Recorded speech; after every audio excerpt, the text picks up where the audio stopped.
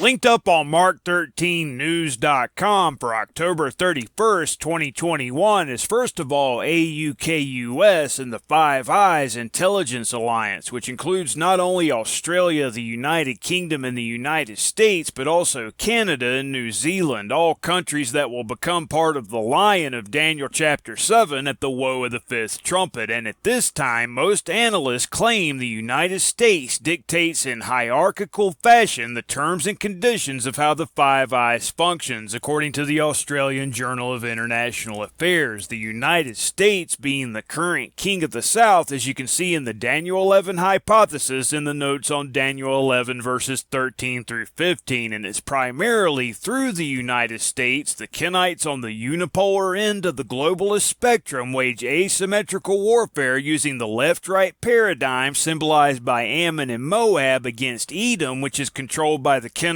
pushing for a so-called multipolar world order. And up next, the most dangerous scenario for the United States, which according to Zbigniew Brzezinski is a grand coalition of China and Russia. And this is from an article called "Are We Facing an Ominous De Facto China-Russia Alliance?" But again, the formulation of the Ezekiel 38 Confederacy is a result of the two warring factions within the shadow government of the Kenites, symbolized by the he-goat of Daniel chapter 8. And finally, a post-American world minus the United Nations, which is the great horn of the he-goat in my opinion, as well as the one who sends a raiser of taxes in Daniel chapter 11 verse 20. And this is a link to an Iranian article, Iran being among the countries listed in Ezekiel 38, where the head of the Munich-based anti-imperialist alliance says if we really want to go towards a multipolar world, it's inevitable that we also fight the institutions like the IMF, the World Health Organization, the United Nations, and so on, and nation will continue to rise against nation through multipolar versus unipolar globalism up until the United Nations gets broken, so to speak, after which the one world political system of Revelation 13 will emerge at the woe of the fifth trumpet, at the beginning of the 5-month-long hour of temptation. That's when Satan and his angels will be cast to earth, and the he-goat of Daniel chapter 8 becomes the leopard of Daniel chapter 7, symbolic of the Kenites and their 4 hidden dynasties providing the infrastructure to the so-called New World Order, which will have feet like the feet of a bear and a mouth like the mouth of a lion, the 4th king of the north and the 4th king of the south, symbolic of the Ezekiel 38 Confederacy in Ephraim, Judah, and Manasseh, the British Commonwealth, Germany, which by that point will most likely include the European Union as well, and Manasseh, which is the United States. And then after the deadly wound to the one world political system, Satan will appear as the Antichrist in Jerusalem, beginning the final 2.5 months or 70 evenings. The 70 years in captivity to the Babylon of old were a type of. The true Christ won't return at all until the woe of the 7th trumpet as King of Kings and Lord of Lords, the true Lion of the true tribe of Judah. And as the true Christ says in the last verse of Mark chapter 13, what I say unto you, I say unto all, watch.